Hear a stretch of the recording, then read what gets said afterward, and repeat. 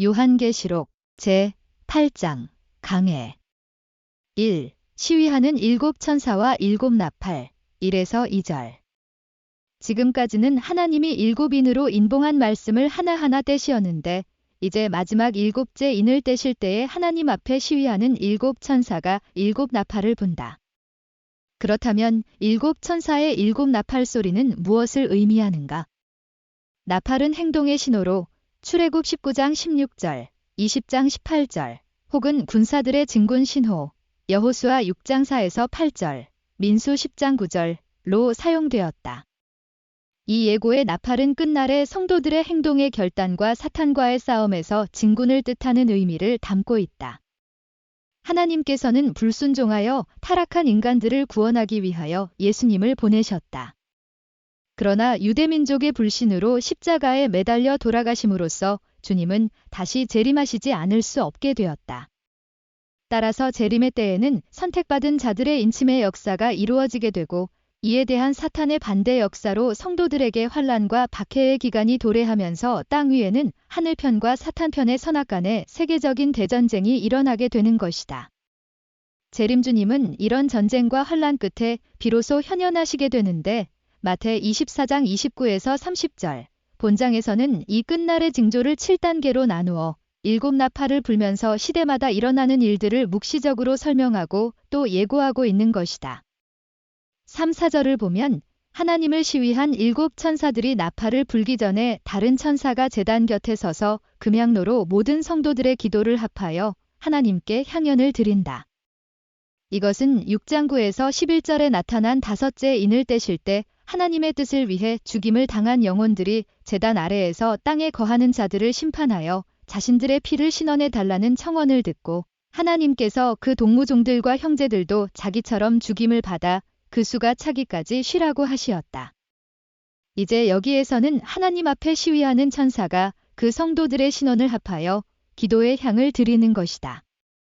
그 이유는 계시록 7장 4절에서 14만 4천 무리의 인 맞은 자의 수가 결정되어 마침내 심판의 때가 되었기 때문이다. 그리하여 5절에서 천사가 향로를 가지고 단위에 불을 담아다가 땅에 쏟음에 뇌성과 음성과 번개와 지진이 나더라고 한 것이다. 그렇다면 뇌성은 무엇인가? 사무엘하 22장 14절에 여호와께서 하늘에서 뇌성을 바라시어 지존하신 자가 음성을 내심이여라고 했듯이 뇌성은 곧 하나님의 음성의 상징이다.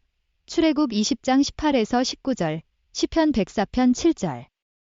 그렇기 때문에 출애굽기 9장 23에서 28절이나 사무엘상 7장 10절의 뇌성이 죄악의 세상에는 패망과 응징으로 주의 백성에게는 구원과 승리를 가져오는 하나님의 응답으로 표현되고 있는 것이다. 또한 번개는 하나님의 영광과 능력을 나타내며 출애굽 19장 16에서 17절, 사무엘하 22장 14에서 15절, 에스겔 1장 13에서 14절, 지진은 하나님의 현현, 출애굽 19장 18절, 열왕상 19장 11에서 12절, 과 심판과 진노를 상징하고 있다. 따라서 불을 담아다가 땅에 쏟으니 뇌성과 음성과 번개와 지진이 난다는 이 구절은 끝날에 하나님의 음성과 함께 주님이 영광과 능력 가운데 절대자의 실체로 이 땅 위에 현현하시면서 하늘편과 사탄편의 대적전이 예고되고 하나님의 심판과 진노가 시작된다는 뜻이다. 2. 첫째 천사의 나팔 7절. 7절에 첫째 천사가 나팔을 부니 피 섞인 우박과 불이 나서 땅에 쏟아짐에 땅의 3분의 1이 타서 사위고 수목의 3분의 1도 타서 사위고 각종 푸른 풀도 타서 사위더라고 하였다. 여기에 피 섞인 우박과 불은 또 무엇을 의미할까? 우박은 인간을 하나님께로 돌아오게 하려는 재앙이자 형벌의 표현이다. 출애굽 9장 12에서 24, 시편 78편 47, 105장 32절. 그러나 여기서의 피 섞인 우박은 사탄이 하나님의 뜻이 이루어지는 것을 시기하고 두려워하여 마지막 총공세를 가해오는 사탄의 대역사를 의미한다. 이사야 14장 12에서 13절. 그리고 땅의 3분의 1과 수목의 3분의 1이 타서 사윈다는 것은 생리적인 죽음을 의미하는 것은 아니다. 물이 없어서 된 기갈이 아니요 먹을 것이 없어서 된 기근이 아니듯이 아모스 8장 11에서 12절 생리적인 것이 아닌 영혼을 죽이는 것이다. 예레미야 5장 14절이나 이사야 40장 6, 7절에는 백성을 풀과 나무에 비유하였다. 마태 3장 10절, 이사야 5장 1에서 3절. 그러므로 이 풀과 나무에 내려지는 피 섞인 우박과 불은 말씀, 곧 진리를 의미한다. 야고보서 3장 6절에 혀는 곧 불이라고 했다. 불심판은 혀심판이요 혀는 말씀을 의미하므로 불심판은 말씀 심판이다. 그래서 이사야 11장 4절에 그 입의 막대기, 혀로 세상을 치며 입술의 기운으로 말씀, 악인을 죽이리라고 했고 요한복음 1장 3절에는 인간은 말씀으로 창조되었다고 기록되어 있다. 고로 하나님께서는 불순종한 인간의 재창조 섭리도 말씀으로 하신다는 뜻인 것이다. 그리고 요한복음 12장 48절에도 예수님이 마지막 날에 자신을 저버리고 자신의 말씀을 받지 않는 자를 심판한다고 했는데 이 말씀 심판은 베드로후서 3장 12절에서도 불심판으로 표현되고 있다. 그러나 여기서 피 섞인 우박과 불은 진리의 말씀이 아니라 사탄에게로 돌아가게 하는 사술이자 허구요 궤변이다. 인간의 영혼을 말라 떨어지게 하는 사술이요 허구인 바. 무신론에 입각한 피의 혁명론을 주장하여 하나님께 대적하는 공산주의의 출현을 미리 예시한 것이다. 이것이 땅에 쏟아짐에 세상의 땅과 수목, 인간, 이 타서 사윈다는 것은 곧 공산주의의 사술이 파급되어 인간의 영혼이 붉게 물들고 병들게 된다는 뜻이다. 이사 40장 6에서 8절. 다시 말해서 하나님의 뜻과 이념을 도용해간 사탄 마귀의 이론인 공산주의에 감염되어 본래의 참 인간성의 상실로 참 사랑이 없고 생명의 존엄성이 없는 세계, 하나님과의 부자관계가 허물어지고 인간의 윤리와 도의가 말살되어 마치 서인 초목같이 생명 없는 자가 되고 만다는 의미이다. 3. 둘째, 천사의 나팔. 8, 9절. 8, 9절의 둘째, 천사가 나팔을 부니 불붙는 큰 산과 같은 것이 바다에 던지음에 바다의 3분의 1이 피가 되고 바다 가운데 생명 가진 피조물들의 3분의 1이 죽고 배들의 3분의 1이 깨어지더라 하였다.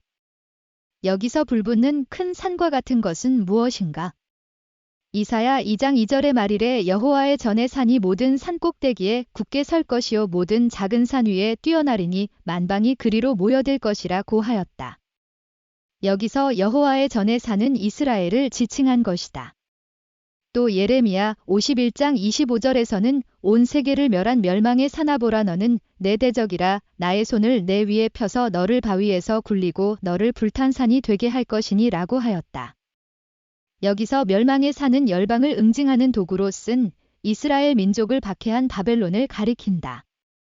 이처럼 같은 산이지만 하늘편 여호와의 전의 산은 이스라엘이고 사탄편 멸망의 산은 바벨론인 것이다. 따라서 여기에 불붙는 큰 산과 같은 것은 사탄편에 세워진 바벨론, 같은 나라를 의미하고 있다. 그런데 바벨론은 17장 5절에서 가중한 것들의 의미라고 했다.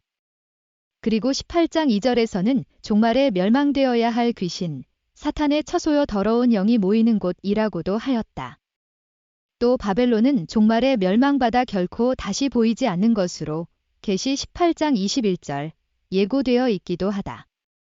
그렇다면 종말인 현 시대에 있어서 하늘 앞에 가증한 것의 의미요, 귀신의 처소이며 마지막 때 마땅히 심판받아야 할 바벨론은 무엇을 뜻하는가? 첫째, 천사가 나팔을 불 때 나온 진리가 아닌 거짓 사술인 피의 혁명론에 불붙은 나라를 의미한다. 이 나라가 바로 가증한 것의 어미인 것이다. 그러므로 끝날 7 천사들이 나팔 불 때 불붙는 큰 산 같은 것은 바로 러시아가 공산화되는 것을 예시한 것이다. 그런데 이 불붙는 큰 산과 같은 것이 바다에 던져지고 그때의 바다의 3분의 1이 피가 되고 생명 가진 피조물 3분의 1이 죽고 배들의 3분의 1이 피가 되고 생명 가진 피조물 3분의 1이 죽고 배들의 3분의 1이 깨어진다. 여기에서는 바다는 악의 세력의 거처로 불순종한 죄악 세상을 의미한다. 다니엘 7장 3절, 계시 21장 1절. 이 죄악 세상의 3분의 1이 피가 된다는 것은 세계의 3분의 1이 공산화되어 붉게 물든다는 것을 의미하고 그로 인하여 생명을 가진 3분의 1이 죽는다는 것은 인류의 3분의 1이 육적인 죽음이 아닌 영적인 죽음을 당한다는 뜻이다. 그러므로 끝날에는 전 세계의 3분의 1이 하나님을 부정하고 인간이면서도 인간이 가야 할 길이 아닌 죽음길로 몰고 가는 사탄의 사술인 공산주의 활동의 지배 속에 들어간다는 것을 예시하고 있는 것이다. 또 배들의 3분의 1이 깨어지더라고 했는데 배는 방주는 곧 하나님의 교회를 상징하는 것이니 이는 곧 교회의 파괴를 뜻한다. 1917년 러시아가 공산화된 이후 전 세계의 3분의 1이 공산화되어 가고 있고 그로 말미암아 전 세계의 3분의 1의 교회가 박해받고 성도가 죽임을 당한다는 것을 뜻한다. 4. 셋째 천사의 나팔 10에서 11절 10절에 횃불같이 타는 큰 별이 하늘에서 떨어져 강들의 3분의 1과 여러 물샘에 떨어지니라고 하였다. 그러면 이 별은 무엇을 뜻하는가? 6장 13절에서 설명한 대로 이 별은 분명히 공중에 떠 있는 별이 아니다. 다시 말하거니와 하늘에서 떨어진 이 별은 횃불같이 타고 있는 별이고 강들의 3분의 1에 떨어지며 여러 물샘에 떨어진다고 했는데 어떻게 그렇게 될 수 있단 말인가? 따라서 이것은 비유일 수밖에 없다. 그렇다면 여기서 별은 무엇을 의미할까? 6장 주해 12에서 17절에서 이미 구약성서에 나오는 별들의 전쟁에 대해 설명했지만 여기서 다시 환기시켜 볼 필요가 있다. 사사기 5장 20절에 별들이 하늘에서부터 싸우되 그 다니는 길, 기손강에서 시스라와 싸웠도다라고 하였다. 그러나 사실 시스라와 싸운 상대는 하늘에 떠 있는 별이 아니고 하나님께서 세우신 선지자 바락이었다. 가나안 왕 야빈의 군대 장관이었던 시스라는 저 푸른 창공 하늘의 별이 아닌 사사 4장 2에서 24절 여선지 드보라와 바락과 기손강에서 싸웠다. 바락은 기드온, 삼손, 입다, 사무엘과 같은 선지자로 신앙의 영웅으로 추앙받고 있는 사람이다. 히브리 11장 32절 또 1장 20절에서는 별을 교회의 사자로 설명하고 있다. 민수기 24장 17절을 보면 야곱에게서 한 별이 나오며 한 홀이 이스라엘에게서 일어나서 모압을 이 편에서 저 편까지 쳐서 파하고라고 했는데 그 별은 마태복음 2장 2절과 요한계시록 22장 16절에서는 다름 아닌 예수님을 상징하였다. 그런데 본절에서는 횃불같이 타던 큰 별이 하늘에서 떨어진다고 했다. 그러니까 이 별은 본래 하늘에 있던 별이 땅에 떨어졌다는 것이다. 9장 1절에 하늘에서 땅에 떨어진 별 하나가 있는데 저가 무저갱의 열쇠를 받았더라고 하였다. 따라서 이 별, 10절과 9장 1절의 별은 같은 별인 것이다. 그리고 횃불은 스가랴 12장 6절에서 지도자를 의미하고 있다. 그러므로 이 사실들을 종합해보면 횃불처럼 타는 하늘에 있던 큰 별과 같이 교회의 큰 지도자의 사명을 가진 자가 사명을 다하지 못해 땅에 떨어져 하나님 앞에 실족한다는 것을 의미한다. 그는 바로 소련의 공산주의자 스탈린인 것이다. 다음으로 강들과 물샘에 떨어진다고 했으니 강들과 물샘에 대해 알아보기로 하자.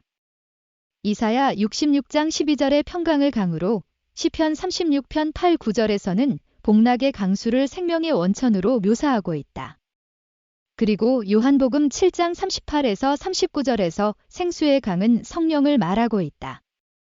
따라서 강은 평강, 생명의 원천, 성령을 의미하는 것이다. 또 잠언 13장 14절에서 지혜 있는 자의 교훈은 생명의 샘이라고 했고 잠언 14장 27절에서는 여호와를 경외하는 것은 생명의 샘이라고 했다. 그리고 스가랴 13장 1절에서는 그날의 죄와 더러움을 씻는 샘이 다윗의 족속과 예루살렘의 거민을 위하여 열리리라. 이사야 49장 10절, 잠언 10장 11절 고도하였다. 그러므로 물샘은 지혜 있는 자의 교훈이 있는 곳으로 여호와를 경외하며 죄의 더러움을 씻는 곳이므로 크게 보면 기독교요. 작은 의미로는 교회인 것이다. 별이 이런 물샘에 떨어져 물들의 3분의 1이 쑥이 되어 그로 인하여 많은 사람이 죽더라고 했다. 그렇다면 11절의 쑥은 무엇을 의미할까? 신명기 29장 18에서 19절의 독초와 쑥의 뿌리는 하나님을 떠나는 저주의 말로 표현되어 있다. 또 예레미야애가 3장 19절에서도 내 고초와 재난 곧 쑥과 담즙을 기억하소서라고 하였다. 따라서 쑥은 고초와 재난이 되는 저주의 말인 것이다. 그러니까 이 성구는 하늘의 별로 비유한 교회의 사도로 택함받았던 스탈린이 실족하여 사탄의 사자인 공산주의자가 됨으로써 성령이 계시는 교회, 물샘과 그 나라의 저주의 말, 이론, 인 공산주의 사상으로 뒤덮이는 재난을 가져오게 되는 현상을 예시해주고 있는 것이다. 5. 넷째 천사의 나팔 12에서 13절. 이 구절도 난해한 구절 중에 하나이다.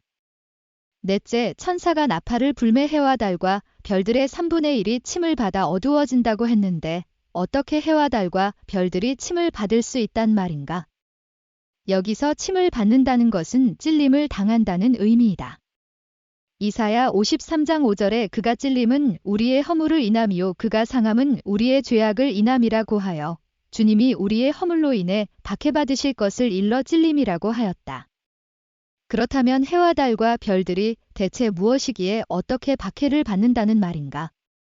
창세기 37장 9절에서는 아버지는 해, 어머니는 달, 별들은 형제로 비유하였다. 시편 84편 11절에서도 여호와 하나님은 해요 방패라고 하였다. 따라서 해는 아버지를, 달은 어머니를 비유적으로 표현한 말씀임을 알 수 있다. 예수님은 불순종한 인간을 거듭 낳아야 하는 참아버지로 이사야 9장 6절 오신 분이며 성령은 참어머니이시니다. 그러므로 해는 예수님을, 달은 성령을 비유한 것이다. 이미 설명했듯이 사사기 4장 2에서 7절에서는 하나님이 세우신 사자 바락과 드보라를 별에 비유했다. 그리고 요한계시록 1장 20절에서는 별을 교회의 사자라고 했으며 다니엘 8장 10에서 12절에는 안티오쿠스의 포악함을 묘사하고 나서 그 앞에 선 하늘 군대를 별로 표현하고 있다. 그러므로 해와 달과 별들의 3분의 1이 침을 받는다는 것은 사탄편, 악의 세력이 예수님과 성신과 성도들에게 포악한 박해를 가하여 하늘을 대적할 것을 비유로 말씀하신 것이다. 마태복음 24장 29절에 그날 환란의 날 이후에 해가 어두워지고 별들이 떨어진다고 하여 끝날을 대환란의 날로 보고 있다. 따라서 찔림의 박해는 셋째 천사의 나팔 소리와 더불어 횃불같이 타는 큰 별이 물샘에 떨어진 이후에 일어나는 대환란을 말한다. 그러므로 본절에서는 공산주의에 의해 기독교의 박해와 말살 정책이 필연적으로 일어날 것이며 그 일을 주동하는 즉 하늘의 뜻을 배신하고 실족하는 인물, 스탈린 같은 이 주의 재림 이전에 나타날 것임을 밝히고 있는 것이다. 데살로니가 후 2장 3절. 이는 마치 이사야 14장 12절의 아침의 아들 계명성이여 어찌 그리 하늘에서 떨어졌으며 너 열국을 엎은 자여 어찌 그리 땅에 찍혔는고 내가 내 마음에 이르기를 내가 하늘에 올라 하나님의 뭇별 위에 나의 보좌를 높이리라 하던 사탄 마귀의 아비로 하나님의 배신, 배도한 불순종한 천사장 루시엘과도 같은 배도자인 것이다. 6. 날아가는 독수리 13절에 공중에 날아가는 독수리가 큰 소리로 화가 있으리로다라고 한 것은 지상에 세 차례에 걸쳐 큰 전쟁가 일어날 것을 예언한 선구이다. 욥기 39장 26에서 30절에 사륙당한 자 있는 곳에는 독수리도 있다고 했고 마태복음 24장 28절에도 주검이 있는 곳에 독수리들이 모인다고 했듯이 독수리는 사륙과 주검의 상징으로 묘사되어 있다. 따라서 이 구절은 땅 위에 사륙과 주검이 세 차례에 걸쳐 크게 일어날 것을 예시한 것이다. 그 세 화 중에 첫째 화는 제1차 세계대전을 계기로 한 공산주의의 도전이다. 8장에 이어 계속되는 9장 1에서 12절에서 넷째 나팔수에 나오는 불붙는 큰 산, 러시아의 공산화, 다섯째 나팔과 더불어 땅에 떨어진 하늘별, 스탈린이 전갈의 권세를 받아 5달 동안 괴롭히는 대전쟁이 바로 그것이다. 둘째 화, 계시 9장 1절, 11장 14절는 1939년 9월 1일부터 1945년 8월 15일까지 계속된 미국, 영국, 프랑스와 독일, 일본, 이탈리아 사이에 벌어진 제2차 세계대전이다.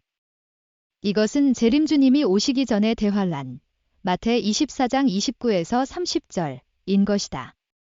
마지막 셋째 화는 이른바 아마겟돈 전쟁, 계시 16장 16절으로 마지막 재앙을 말한다. 계시 15장 1절. 아마겟돈은 히브리어인 하로마깃돈으로 하나님과 사탄의 마지막 결전이 벌어져 악의 세력이 패배하고 하늘이 승리하게 된다는 것이다. 17장 9에서 14절에서는 장차 하늘의 최후의 승리로 이루어질 모습을 미리 보여주고 있는데 후에 다시 상세하게 설명하겠지만 이것이 바로 셋째 화, 곧 아마겟돈 전쟁에서 이루어질 모습인 것이다. 구독, 좋아요는 많은 힘이 됩니다. 시청해주셔서 감사합니다.